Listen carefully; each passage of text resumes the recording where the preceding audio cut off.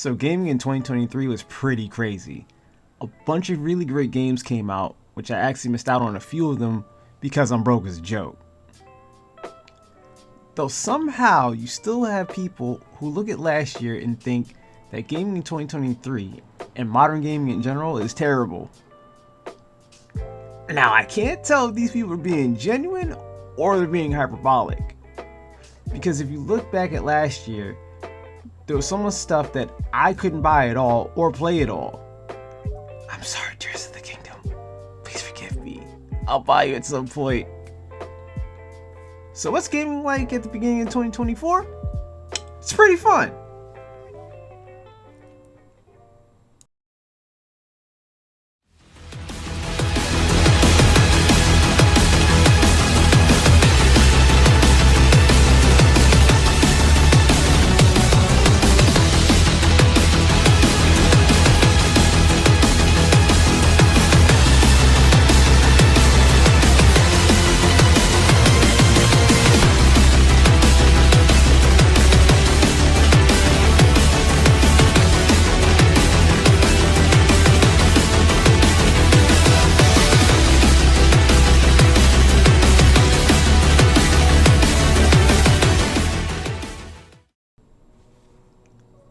You know, I've got to say, I'm pretty surprised that 2024 has started off just as strong as 2023 ended.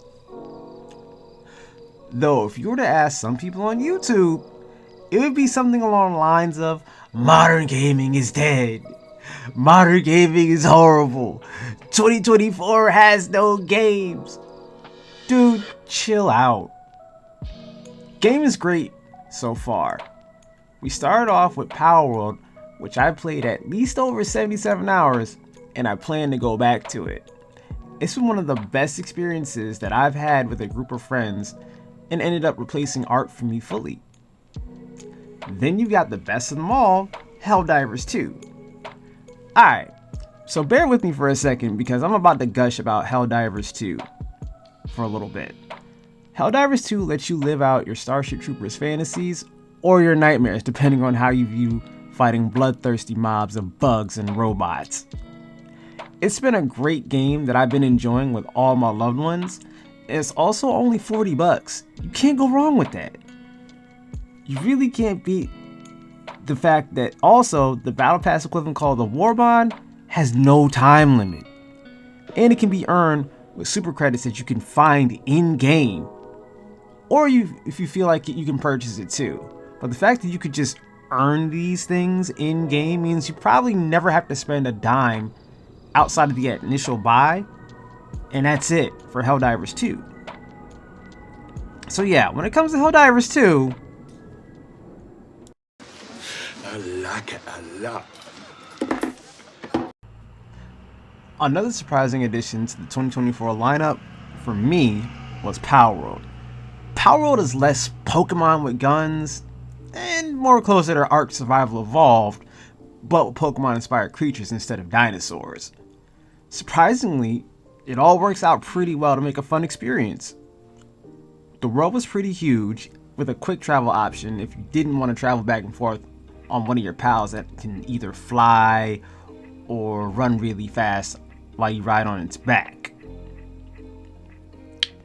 So for me, that game ended up becoming my Ark fix, and I've enjoyed every moment of it.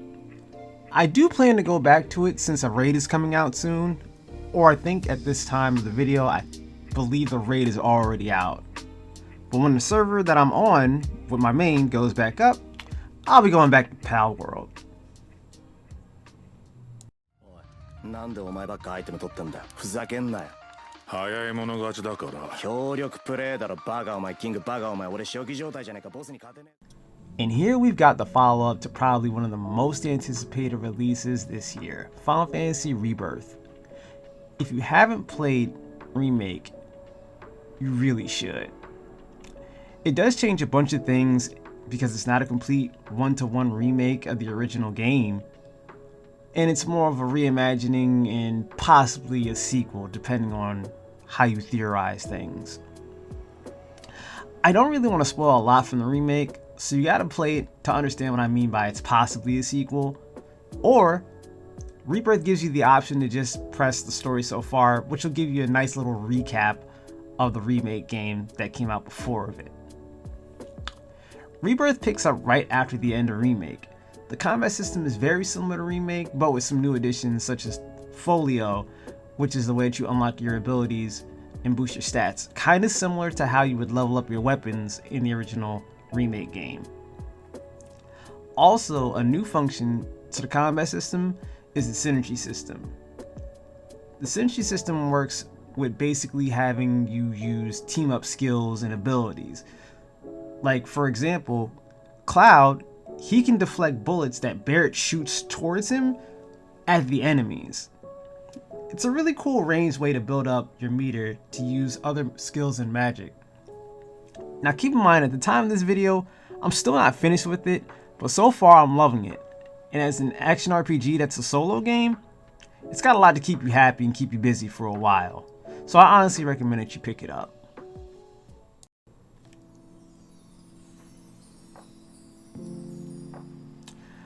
So these are the 3 games that I have so far that released in 2024. But man, if you're a fighting game fan, you got games like Tekken 8 and Grand Blue Rising, which technically Grand Blue Rising came out in 2023 at the end of the year. But let's be real, December is pretty close to January, so I can kind of put together Tekken 8 and Grand Blue Rising within that little weird time frame, you know what I'm saying? Also, speaking of Grand Blue, they came out with their action RPG that has co-op called Relink. I didn't get it yet, but I played the demo and I really enjoyed it. And that's going to be something I'm probably going to get on sale at some point down the line.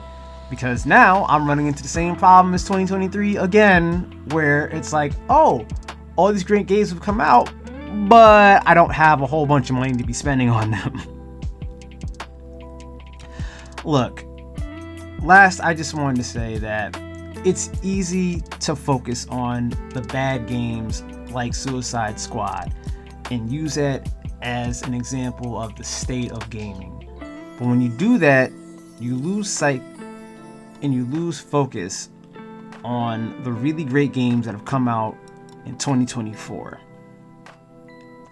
Me and the Start Button crew have used Suicide Squad as a punchline and just constant jokes on it if you've watched some of our episodes on a regular basis.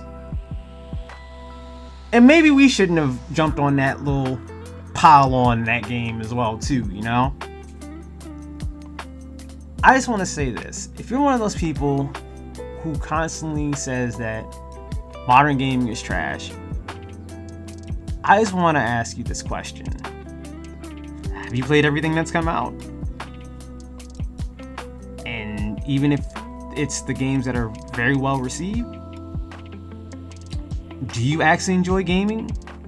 And then I want you to ask yourselves those questions too. If your answer to those questions is no, I think maybe you need to take some time off from gaming and rethink some things. Maybe go find you a hobby that's not gaming related. That maybe one of those hobbies, it gives you a little bit more fulfillment. And honestly, there's nothing wrong with just moving on from gaming if you no longer enjoy it. But just learn to do that without raining on everyone else's parade. Hey, I just wanted to thank you guys for watching my video. I really appreciate that. If you'd like to give me a little bit of a hand, you can always just like this video, share with your friends, whatever you want to do with that.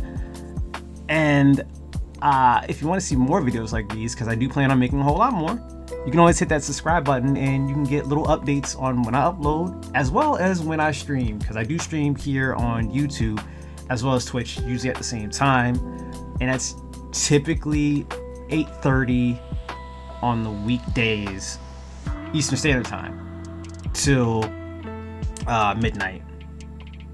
I'm trying to get back into that and trying to get my schedule back on track, but a lot of stuff's been happening, so I haven't been able to focus on my streaming, but I'm getting back into that. But on Wednesdays normally is when I'm on the Start Button live show, and you can catch that at the channel that's in the description, and that's every Wednesday at 8:30 p.m. Eastern Standard Time. So until next time, guys, I'm gonna see y'all later, and love you guys. So, peace.